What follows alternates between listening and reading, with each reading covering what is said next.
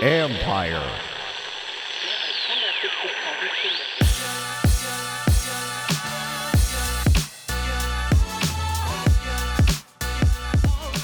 Welcome to the first edition of College Park. My name is Kevin McLinton, former University of Maryland basketball player, and I'm joined with my brother, Darren McLinton. What's going on, man? How you doing? I'm doing okay, man. How about yourself? All right, man. I'm excited about this. We bring the heat when we start talking. Absolutely. This is going to be fun. It's going to be good for us from a standpoint of just getting into Maryland basketball. What's Maryland basketball about? The season they're having so far. And then also being able to talk about the past, talk about past players, past teams. So I'm looking forward to it, being a Maryland alum. Me too, man. I grew up a Maryland basketball fan as well as Georgetown, but specifically Maryland, and I used to come to your games, and I used to get really, really hyped, back over at Coldfield. I remember. You know that. So, and then went on to play at James Madison University for Lefty Driesell, the famous Maryland coach, Hall of Fame coach. And, I'm ready to kick it, man, and really, really get into this season. Let's dive into this season and break down what's going over there in College Park. They're sitting right now ranked 15th in the country.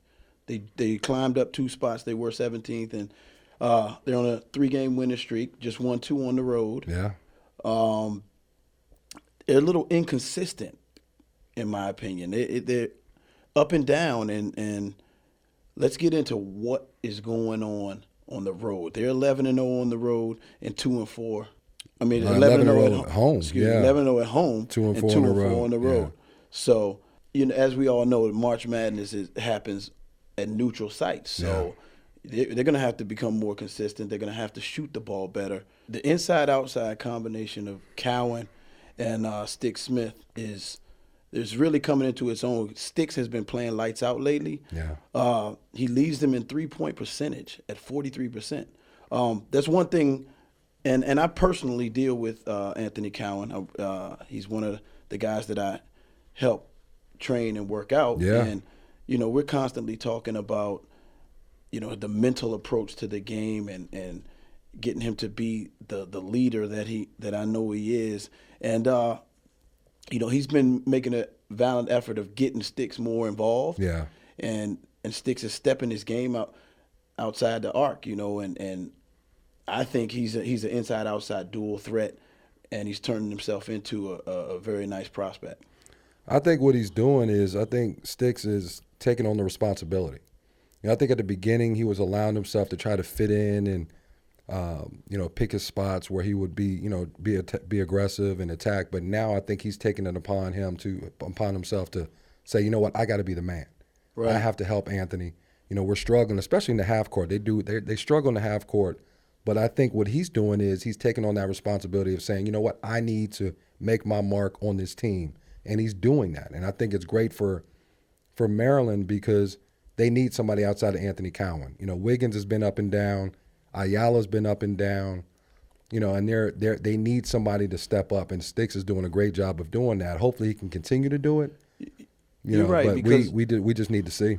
Last year he came in as an All-American, McDonald's All-American, and he was playing alongside Bruno. Yeah. And Sticks is more comfortable, especially in high school, he was more comfortable around the basket, and then Bruno was taking up that territory, and so Turge found a way to play them together. But if you can remember, last year they didn't play together that much, right? Because Sticks hadn't developed his perimeter game and his facing the basket game yet. So he took that year and kind of developed and found his way. And this year, like you said, it's time for him to step up. And I think he's doing a great job. We've got to get some consistency out of those wings, man. We got to get Wiggins. Wiggins, everybody's saying he's probably he's got the highest ceiling out of everybody on that team. I think so, yeah. With his combination of outside shooting and athleticism.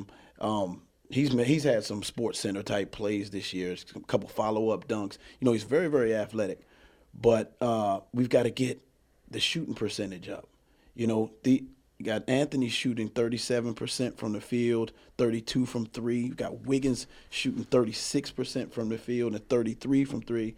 When you get on the road, and you get in those neutral sites, you get in the crunch time in March Madness, we need some more consistency from the outside. If you're going to take a lot of those shots, right, you need to make a lot of those shots. Yeah, that's true. That's true. I think that with Maryland, as far as their shooting percent, I think at the beginning of the season, I think it was one of those things where they're last in the Big Ten. Right, but I think they were listening to people talk about how good they were supposed to be. Right. And that could have been pressure. Mm-hmm. You know what I mean? When you're projected to be a good team and be Final Four possibility, you start to listen to that, and I think it can be it can be a lot of pressure on you. So I think now they're starting to figure it out. I think they're relaxing, and I really saw it the second half of the Northwestern game. They were down early, but I started to see them impose their will, especially in the second half, where they started to really trap and switch and really calling out the screens and bumping screens and all that. And then they allowed them to kind of really get comfortable about what they were doing defensively, and I think that got them going. And especially with the lineup they put in there, they had Wiggins, Ayala, they had Sticks, they had Morcell, and they also had Cowan. I think that's their best lineup, to be honest with you. It's their most versatile lineup. It's not the biggest lineup, but in the Big Ten, Morcell plays bigger than Morcell plays bigger. He does, and he's tough as nails. He does, yeah. And Wiggins does too. Wiggins plays big when he needs to play big, and I think with that, I think if they impose that lineup a little bit more, then I think they'll be able to be successful with it. But I think that's where I saw that's when I saw Maryland really start to take off as far as having that team out there and being comfortable with what they were doing. And they won that game, and then it came on and won the next game. So, we'll see. But I think they're starting to get comfortable where they are. So I was listening to the post game interview with Wiggins after that Northwestern game, right? And he said that they went into the locker room at halftime and really kind of looked each other in the face and challenged each other, as well as Turge challenged them as well. And they turned it around in that second half. And I know the fans were sitting back thinking, is this going to be the same? I've seen this story before. Right. Because Maryland's been getting off the slow starts all year long. Right. And you can't just keep relying on the first 4 to 6 minutes of the second half to set the tone again and say we're back in this game. Right. Because you're going to go against, formidable opponents. The Big Ten is a beast. You know what I mean? So you can't expect to do that against your Iowas, your Michigan States, even your Penn States, and if they're going to keep doing that, getting off the slow starts and then relying on their defense and relying on runs in the second half to get back in the game, okay, yes, a couple of times you win close games like that helps you in the long run, but you consistently, you cannot dig yourself in holes like that. No, you can't, but what I want to see Maryland do, and they haven't done it yet, I've been calling for it. I want to see them apply a little bit more defensive pressure, because I think with Maryland, that's how they're going to win consistently. Because Tempo is important. It's very important. They're very athletic, and they don't use it as much as they should. They play half-court basketball, and that's Big Ten basketball. But even if that's Big Ten basketball, they need to do what they do well. Right. You know what I mean? Pick up full court, maybe trap a little bit, force tempo. And if they can do that, then I think they'll be able to get a lot of, easy baskets, maybe transition, maybe get out and run, because they struggle in the half court like we talked about. And I would like to see them apply their will a little bit more on pressuring the ball. You know what I mean? Picking up, because teams don't pick up anymore. They don't pick up full court. They don't press anymore. But I think a team like Maryland, I think they need to do that, because that'll play right into their strength. And I agree. I think that Sticks can outrun any big, because Morcell's really a guard forward. Yeah, he is. And if they're going to go with him at the 4 and not Dante Scott, you're going to give up a lot of height. Yeah. Especially in the Big Ten, where they got bigs all the way across the board. But what you gain is speed. And if you can pick up the pace of the game, you're right. You're playing right into those guys' hands, and I think that's going to be the advantage as well. Get those guys out on the wing. Cowan he's so fast. He's lightning quick. Yeah. he's quick in the half court, but he's really quick when he's going end to end. And there may be times where you get beat. There may be times if you're pressing and, team might get a layup or they might get a good shot, but that's okay. You're trying to force tempo. And teams, if they're not used to going against a press, then eventually you'll start to see it take its, it'll start to take its course on you, on the other team. So, that's what I would like to see Maryland do. Don't just stay with half-court offense because you have teams that are bigger than you, and that's what they want to do. Wisconsin does that. Iowa does that. Purdue, they all play half-court basketball. Mm-hmm. Maryland doesn't have that kind of team. They don't have an inside presence like some of these other teams do. So what that I would like to see them press a little bit more. If you pick up the pace, and you know this as well, if you pick up the pace, sometimes you get easy baskets. Yeah. And when you get easy baskets in transition, you get some nice looks around the basket, or you get a couple dunks that gets you feeling good, and it gets – it gets the adrenaline flowing. And, the last couple of games that I've seen, they've started the game off from way downtown. Yeah. Going from the outside in. And if you're not going to post up all the time, at least get some easy ones in transition. And I'd like to see them start the game off doing that, Yeah, I would too. But if they're not going to – if they're going to post somebody, I'd like to see them post up Wiggins. I really would, because I think Wiggins has the body. He's long. Yeah. And the strength to be able to take advantage of some of those small guards down there. And it doesn't always have to be a big that you post. Yeah. It can be a guard that you post. And I would like to see Maryland do that. Get Wiggins, because I think that's the problem with him sometimes is he doesn't feel like he's in the game. You know what I mean? Mm-hmm. As far as, if he's not making shots, he doesn't feel like he's in. I'd like to see them run plays for him. Run a couple quick hitters for him. Get him going. Just like they're starting to do with Sticks. Get him going. Because now I think you have a big three. You have Cowan, you have Sticks, and you have Wiggins. And then the rest of those guys can play off those three. But I would like to see Wiggins be a little bit more consistent, run some plays for him, get him off early, and then that way we'll kind of set the tempo for him moving forward as the game progresses. But, if they're going to post, Wiggins is a guy that I would like to see them post up.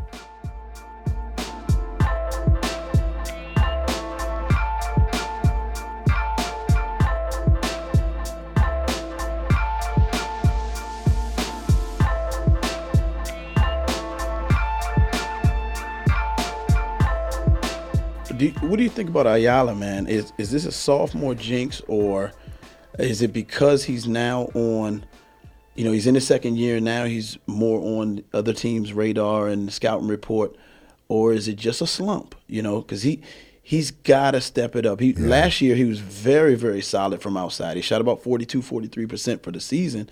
He was one of the leaders in the conference, especially as a rookie. That was very impressive.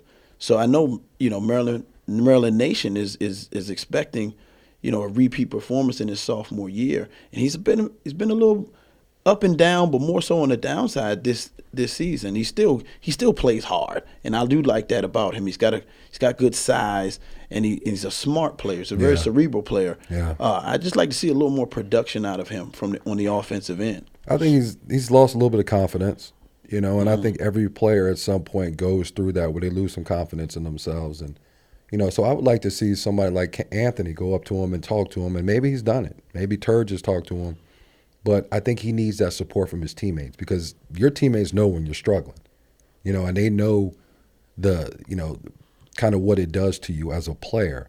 So I like to see, hopefully they talk to him a little bit about it, but he's going to be big for them. Yeah. He plays a couple different positions. Sometimes they put him on the ball. Sometimes they play him off the ball. So that alone is value in the team and what he needs to bring, because they can play Anthony off and let him score, or he can play off the ball and look for his shot. So he has a very big responsibility for this team, and it doesn't necessarily have to be about him scoring. We would like to see him score, but if he doesn't score, he can still bring other facets to the game that are important. But right.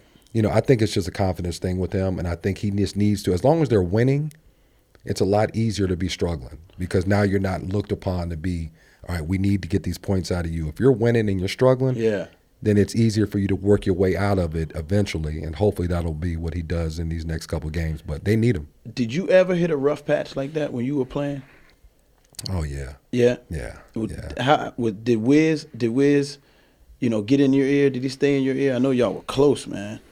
Yeah, he did. I mean, the thing about it was you have to figure it out on your own. I mean, you have to get outside of your head, and because you think every single shot is everybody's looking at you because they know you're struggling, and you're trying your best to work your way out, whether or not you try to fix something, you get extra shots in the gym, whatever you do, you're trying to do something to help yourself out. But when you get into the game, you all of a sudden you go back to the fact that you're struggling. All you need is, it could be a bank shot, or it could be a lucky shot that goes in, and that can get you going. But your teammates are important because they see it. They see the stress on your face. They see the stress in your game. And what what Walt used to tell me is, don't worry about it, man. Let the game come to you.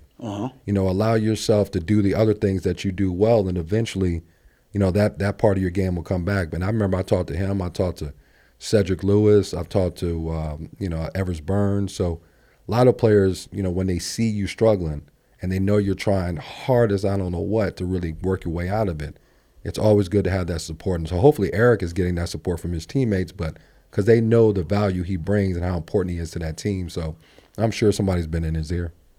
You know what? What? I was a killer, man. I don't know if I can remember I've seen when games. I struggled. I've seen games where you struggle, man. I've seen games Not where you mentally. struggle. Maybe the ball wasn't going in, but I always felt like the next one was going in. But, that was me. Yeah, that's true. I mean, you had a lot of confidence in your game and a lot of confidence in your offensive ability. So I'm sure it was one of those things when that ball went up and didn't go in, you were waiting for the next chance to put it up. So, but it all depends. It depends on how you mentally, how strong you are. And, if you're able to overcome that adversity and allow yourself to know, just tell yourself, you know what, I still have to bring something to the table. On the bright side of things, man, you're sitting at 16-4. You're last in the Big Ten in field goal percentage. You're second to last in three-point field goal percentage. You got to feel pretty good about the stretch run. You're shooting awful, and you're still in fourth, tied for fourth with Iowa. Yeah, I think. Well, the thing I think is going to help them is knowing that their defense is always there. I mean, they're a defensive team. I mean, let's call it for what it is. They're a defensive team. They're going to hang their hat on their defense. Their offense, they can allow themselves to work through these rough patches on offense because they know at the end of the day, if you can't score on them, then they'll be fine. Their defense is what can't be inconsistent. And they're shooting pretty good at the free throw line. And what they are leading the Big Ten in is offensive rebounds. So if you're going to jack up a lot of shots and miss, you go get yourself a second chance opportunity. And they're doing a really good job of that. Right. And when they do get fouled, they're cashing in at a pretty good rate. I'd like to see them limit. They've limited their turnovers because I know there was a stretch there where they were turning the ball over a lot. So they're starting to limit their turnovers a little bit, allowing themselves to get shots at the basket. All you want to do is get looks. When you turn the ball over, those are times you don't get a look at the basket. So as long as they're getting looks, even if they're not making them, that's okay. You're getting looks. And eventually the ball is going to go in the basket, but you got to maintain that consistency on the defensive end. Where Maryland really struggles is when they're not doing well on defense. Right. Because they have a very good defensive team, and they have to continue that because they're gonna have times where they can't score. They can't score, and they just need to make sure that their defense is consistent and on point. And if they can do that, they'll be fine. But I'm worried about those games where they're teams. Some teams get hot. Yeah. Some teams score, and those games, even if you are playing good defense and the other teams are scoring, you got to be able to put the ball in the basket, and that's where Maryland struggles, is being able to consistently put the ball in the basket. So, well, I think this game, Sunday against Indiana, is going to be really, really important. That's a really important win. The way they won that game is going to help them down the stretch, man. Like, for Sticks to get that close to the basket shot and then also erase them on the other end with that defensive play. Talked a little trash, Turge got on him about that. He had a public apology, but that's passion. That's a little bit out of Sticks' character, but it shows that he's passionate about it and he's really feeling good, and that's a good sign for Maryland fans. I like the way the game went because they started off on fire. I mean, they started off really, really well, in the previous games, they started off really slow. It's the opposite of what's been happening. So it was the opposite of it. And so they went through that stretch at the beginning where they were making everything, and then Indiana came back. And then in the second half, Indiana took the lead. And so that was a dynamic where we hadn't seen. You start off really well, and then you allow the other team to come back, like Maryland had been doing. Now you're letting the other team come back. How do you respond? And they did a great job of responding, and again, that's growth. Close the game on a 7-0 run yes. in an atmosphere like Indiana. That's big. That's big time. So, Kev, man, did you see Coach K last night go off on the Cameron Crazies? I thought I'd never see that. Right. Because he loves those fans. He does. Loves it, yeah. But you know what is funny is that he actually misunderstood the situation. You know, he thought that the fans were getting on Jeff Capel, and they weren't. I think they were saying they wanted them to come back to Duke. And I think Coach K read that differently. And so he went over there and told him to shut up, you know, and he ended up apologizing. He apologized about that, but I've never seen that from Coach K. They're some of the craziest fans in college basketball. Who you telling? Shoot, who you telling, man? I played there 6 times in my career, man. Who you telling? I mean, 3 times. What's the craziest three thing? Times. What's your craziest encounter down there with the Crazies? You know, it's fun. I'll tell this story. It's funny. I think it was our senior year, and Mom went. Mom went down to Cameron. Uh-huh. And I told her before the game, I said, listen, Mom, they're going to say things that you're not going to want to hear. She said, you don't tell me. I'm your mother. You don't tell me what I know how to handle myself. I know how to act. I said, okay, I'm just letting you know they are going to say some things that you're not going to like. Oh, absolutely. Don't listen to it. Don't let them bait you because they're going to do things. They're going to say something. It's rough. The crowd is right on top of you. Right. They're right behind your bench. I mean, it's almost like high school bleachers. It's right behind your bench, and everything that the fans say, you can hear. Mom was, I guess, 9, 10 rows up. Yeah. And I think I missed a shot or something happened. We called a timeout. Right after that, we called a timeout. And I'm looking in the stands at her, and she's going back and forth with somebody. Oh, my goodness. Going back and forth with somebody. Right. You know what I mean? Right. And I just sat there and just shook my head because I knew what that was about, you know? And after the game, I talked to her, and I said, Mom, what happened? I saw you talking to what was going on in the stands? What do you ask? Don't be questioning me. Don't you question me. Why weren't you out there playing? I said, Mom, I'm just telling you that I told you what was going to happen. Why are you engaging with fans? Oh. I didn't like the way they said. I told you what they were going to say. Oh, yeah. I told you what they were going to say. Well, they didn't have to get all personal. They didn't have to. I said, okay, Mom. That's it. Yeah, no more games. You can't come to any more road games. Oh, they have practices. It's something else. It's something else. If you can play in front of the Cameron Crazies and you can keep your composure. But it was so much fun, though. It was so much fun because that's what college basketball is all about. Sure. You know, there are times when you're on the free throw line and the whole arena is quiet. You can hear a pin drop. And as soon as you're about to shoot the free throw, they all yell. You played some of your best games at Duke. I played my best game I played my best game, my best college game my junior year at Duke. I had 25 points, 11 assists, and I think 7 rebounds or something like that. And Walt fouled out like with 6 minutes left in the game, and they were number 1 in the country. Uh-huh. And I think we were like 20-some point underdogs. You know what I mean? Nobody gave us a chance to win that game. Leitner was there, Grant Hill, Thomas Hill, Antonio Lang. Bobby Hurley didn't play that game. I remember that. And, we just stayed with them. We stayed with them, and we had a chance to win at the end, but, that was Duke. And they ended up winning the national championship that year. So, yeah. And then they lost the next game. So we lost to them by 2. We lost, I think it was 91-89 we lost to them. And then the next night, I guess a couple nights later, they went down to Wake and lost to Wake. But that was one of, 2 losses or 3 losses they had for the whole season. They were really good.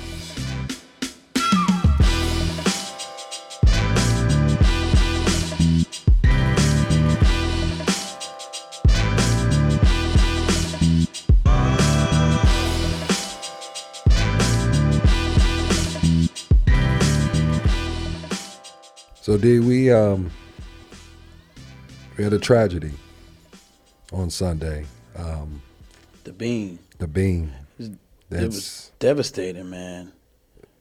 What was your? Because I remember I got the text from you.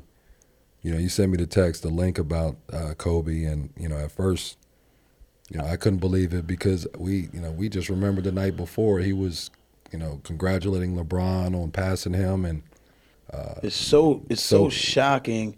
And first, when I first got the text, it was about 1 o'clock, a little bit after 1, I think. And I thought it was fake news. Yeah. And Kobe meant so much to so many people worldwide.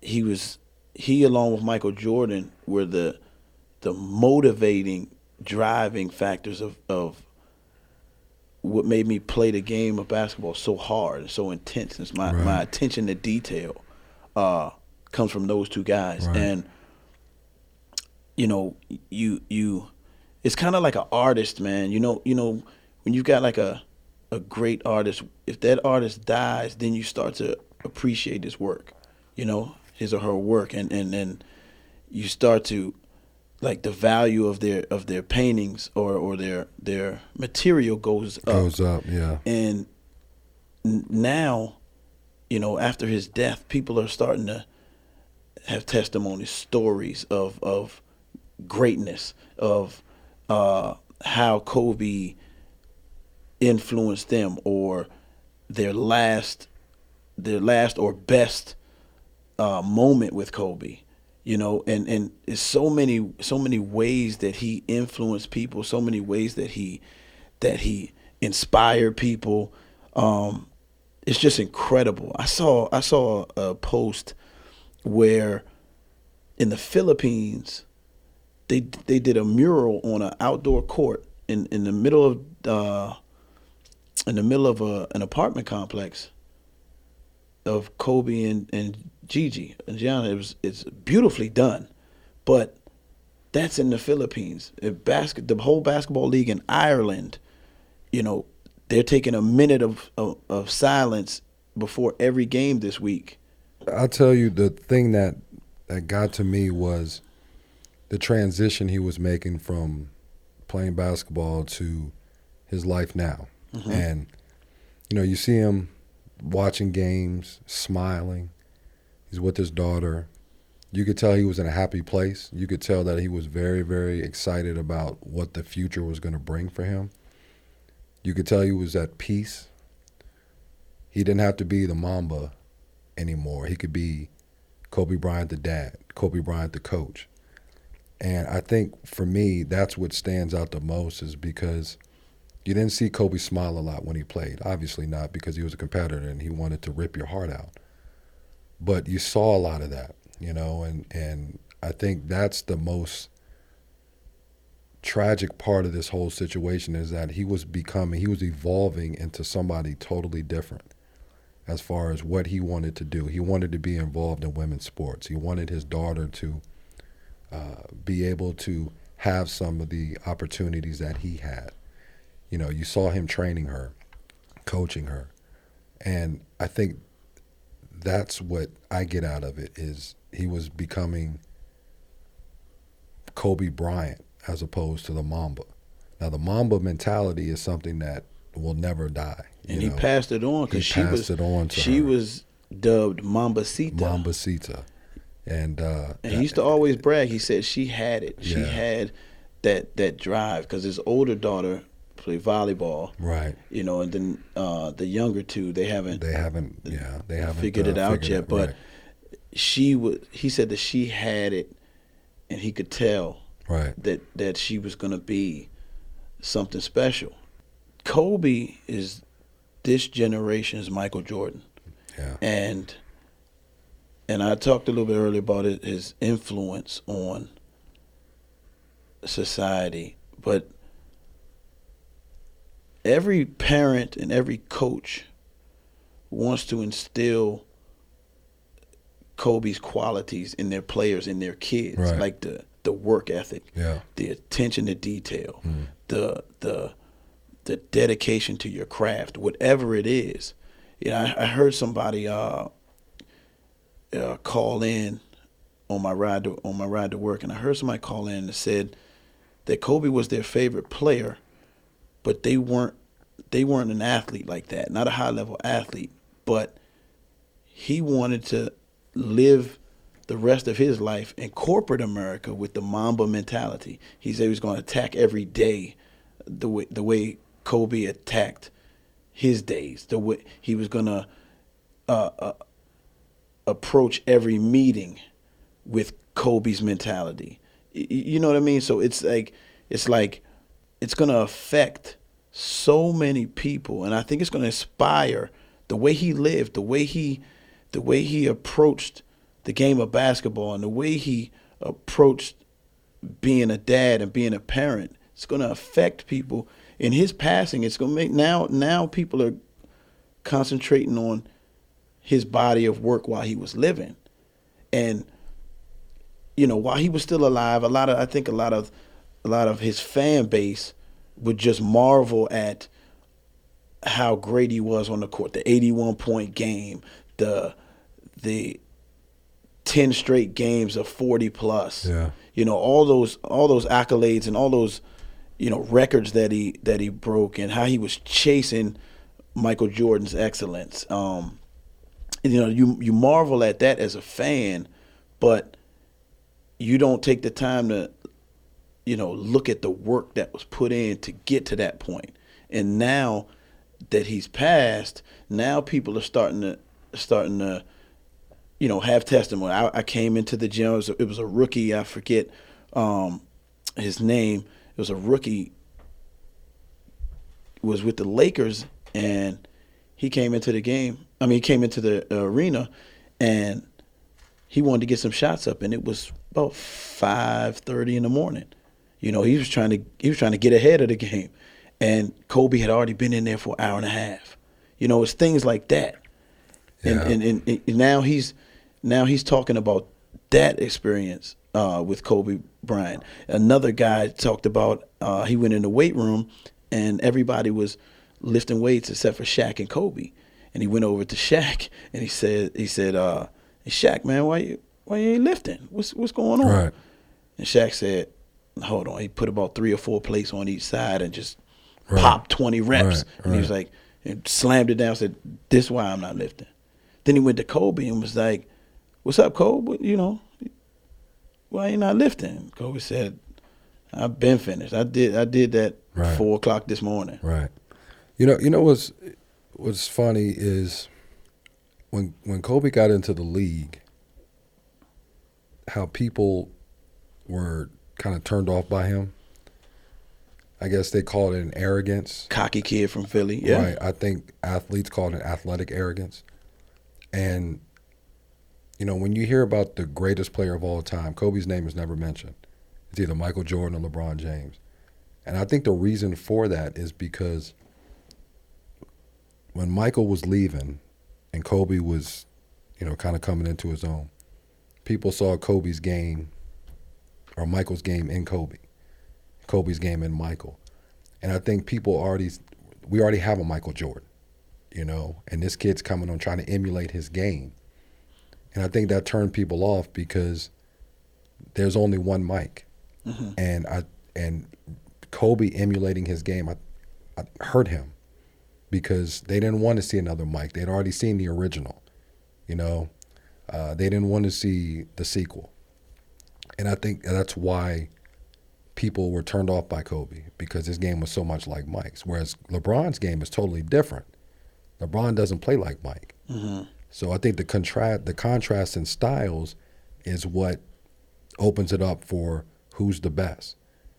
Kobe can't be the best because we already have somebody who plays like him. You know what I mean? We already have Michael Jordan.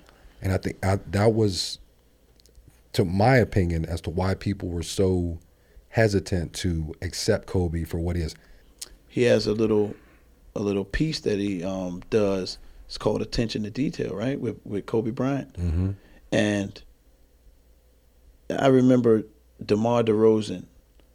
He had asked after they were with USA Basketball together, and he asked him, could he come, work on his game with Kobe? And Kobe, of course, Kobe said yes, and he remembers the first day they got into the gym. They were working on turning over your left shoulder in the mid-post and shooting a little mid-range jumper. He said, DeRozan said, about an hour later, he looked at Kobe and was like, are we going to go into something else? He said, nah. You said you wanted to work on your game, right? So this is what we're doing today.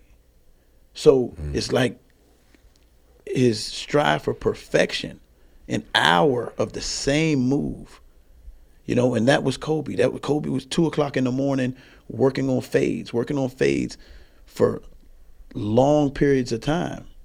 And then you see him in the game and you see the finished product, but you didn't see the work that was put in, the tireless hours of attention to detail.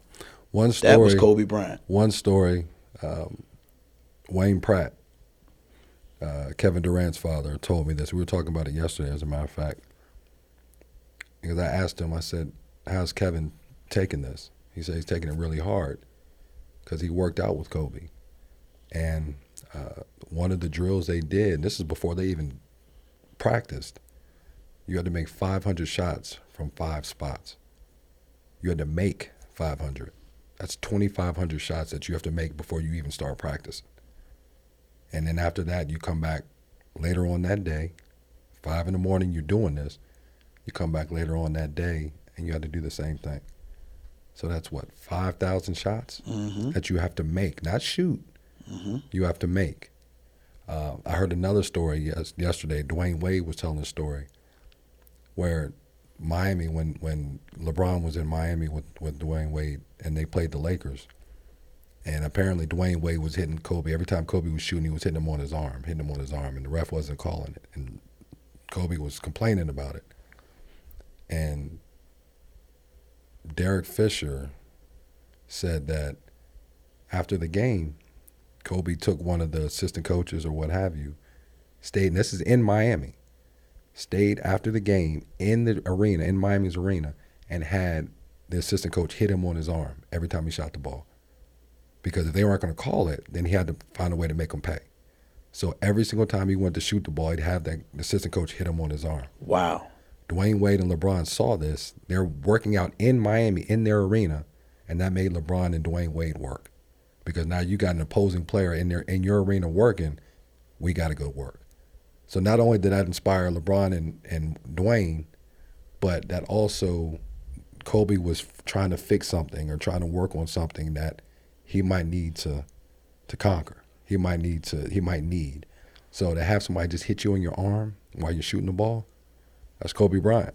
It's sad. It really is. It's, just that whole story, going down with his daughter, and I think about what those last minutes were, and, it just, as a parent, we're both parents. I have a 13-year-old daughter. Yeah, and just thinking about that, it's just, it's really, really sad. But, the sun comes up every single day, and we just keep thinking about the good with Kobe and what he meant to the world, and, hopefully his, my condolences and prayers go out to everybody, all the families. Hopefully we'll continue to get through, and everybody just has to lean on each other. But it was a tough time. Well, this has been fun. This has been a lot of fun. I think I'm excited about getting on the air with you every week and talking Maryland basketball, and we're gonna bring the heat, man. I know we are. Peel the layers back, man, and talk some good Maryland hoops, because it's nut cutting time. It's crunch time of the season, and I'm really excited to see and anxious to see how Maryland fares down the stretch, going into the Big Ten tournament as well as the NCAA tournament, man. They could be here or they could be here. So it's gonna be interesting to see. Yeah. I'm ready to talk about it. All right. Well, we'll have a lot more to talk about next week. For Darren McLinton, this is Kevin McLinton. Look forward to seeing you all. Talking to you all next week from College Park.